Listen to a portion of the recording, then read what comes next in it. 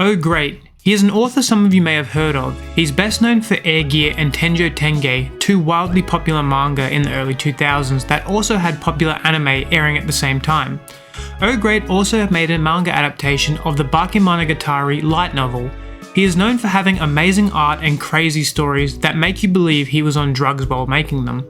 Air Gear literally has middle schoolers battling on jets while wearing rollerblades. Anyway, in today's video I'll be talking about his newest manga, Kaijin Fugeki, which runs in Weekly Shonen magazine. This story is just as crazy as his others with some of his best art yet, and I can't wait to introduce you all to this story. Now, in this video I'll be covering the story, mainly the first chapter as well as some moments from later arcs. After that, I'll talk about the art and the spirit's designs, so if you want to avoid spoilers, I recommend you click off now, but if you don't mind spoilers or have already read this manga, then please enjoy the video. Our story starts with a radio crackling, warning of strong winds. Someone says they're going to go check on their hen house, and we get the text, "To be honest, I don't remember much about my mum that night." We see a boy outside praying as something lights up the night sky, and is approaching.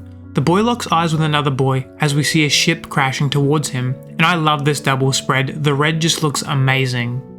We cut forward in time and learn the name of our two main characters, Jin and Gao, and they complain about the heat and the loud cicadas. They then play a game of thumb war that is way too intense and chaotic. Gao wins. Jin complains about the fan blowing hot air, and Gao asks Mikaya, a girl who joined them, if she's not hot in that outfit. She says the heat is no problem as she was stationed in Ghana at one point. A girl with two heads then enters the room. They are Natsu and Fuya. The rest of their classmates are waiting outside and clearly want to go somewhere to swim. We then see Jin and Gao jumping into a river below. Gao talks with Natsu and Fuya, who are at a shrine by a large cherry tree. They are saying hi to their predecessors. They continue to talk about the cherry tree. They then begin to talk about Gao's mother, who was Japanese, but Gao grew up in Britain with a British father. Gao then tells them about how when his mother was away for war, he would spend a lot of time around a cherry tree she planted. An old man joins them and warns them about the dark mountain that's close by. A loud noise rings out, and the old man calls it Yoroka-sama. A dark spirit dances across the river while chanting. A massive surge of power flows down the river, and it's the spirit the old man just mentioned. We learn that these entities began appearing a long time ago, during a time when the world was at war. The night has come, the old man says. One day they began to reveal themselves, and back then they were called natural disasters. We learn about the Night of Yoroka, and that the spirit was once called a flash flood, caused by large amounts of rain. We learn more about the spirit called Yoroka. We learn that the water spirits came down the mountain not because of rainfall, but because the villagers incurred the wrath of Yoroka. We see Gao and Mikaya spring into action. Gao asks Jin what they should do, and Jin spaces out.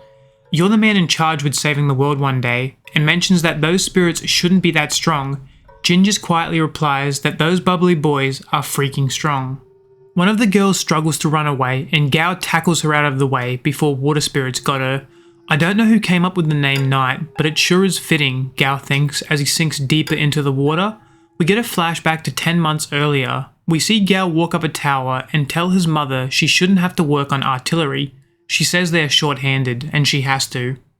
Gao informs his mother that the Governor General has been killed in action. His mother recounts various nights they have fought, and nights is what they call the spirits. Speak of the devil, she says, as Catherine, the Night of Cyclones, appears. The cyclone was meant to be hundreds of miles away. Before Gao could continue, his mum begins firing at it. The artillery strikes do little to the approaching cyclone. The cyclone creates large water bodies outside the castle, and they quickly begin destroying it. Gao begins fighting the large water monsters. Gao tries to leave with his mother and Mikaya, but his mother isn't moving. His mother hugs him and mentions he's been taking care of the bells she tied to the cherry tree. We see how dire the situation is, and his mother tells him to leave for Japan. She pulls out a large staff and then tells her second in command that she is relinquishing her position to Gao, and he now becomes the leader of her unit. Gao pleads with his mother as he is pulled away, and she just smiles, saying, "I'm sure there are great things waiting for you in the future." We see the ship from the start of the chapter taking off, and the cyclone watches it as it flies away. Now back to the present, and Gao is still under the water. Except he isn't under the water, he has been swallowed by one of the water spirits. Jin turns and sees a shrine by the cherry tree. He breaks the shrine and grabs the small frog statue from within. The old man tells him that that's blasphemy, as it's the guardian of the river. What, this? You mean the useless guardian that couldn't protect the village from the knight Yoroka? Jin smashes the statue and eats it, saying, "I'll put this shitty god to good use." This is when we get to see how weird this series can be. Natsu and Fuya put on some strange helmet that lets them fly. The old man says that it's too late. Jin tells the old man that he's the sword of retribution, and he begins to throw up frogs. He throws up an insane amount. We see the frogs swimming through the water. Gao reaches his hand out to them, and Jin pulls Gao out of the spirit using the frogs. Jin and Gao join up to defeat the god.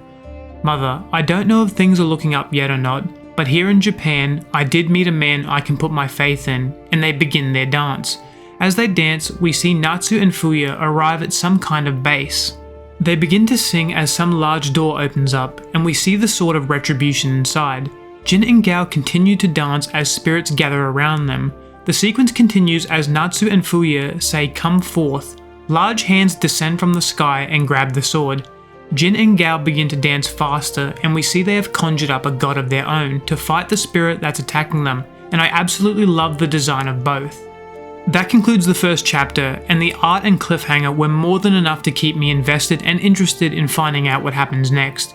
Now in the next part, I will talk about the art and the characters' designs, so if you want to avoid any more spoilers, click off now, but if you don't mind, then let's continue. Now, like every OhGreat manga, the art is beautiful. It is genuinely amazing how beautiful he can make such crazy scenes, like his landscape shots for example. They are beautiful to look at, but you can't help but be drawn in by the crazy robots and the girl flying with a helmet. Like, it's such a mix of weirdness and wonder, and he is the best artist in manga that I've seen blend the two.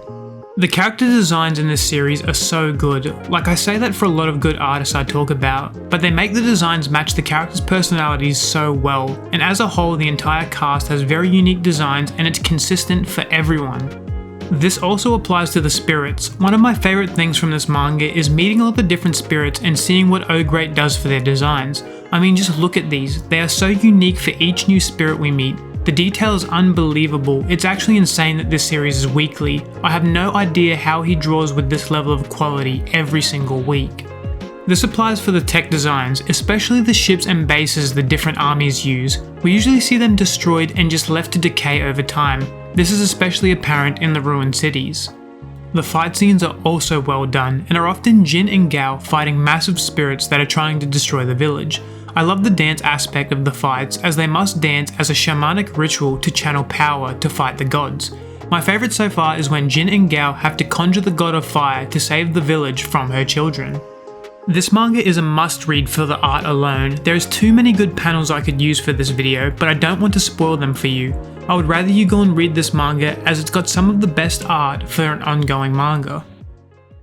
Kaijin Fugeki is a must-read for any fans of OhGreat's works, as this is shaping up to be another amazing entry in his already impressive catalogue of manga.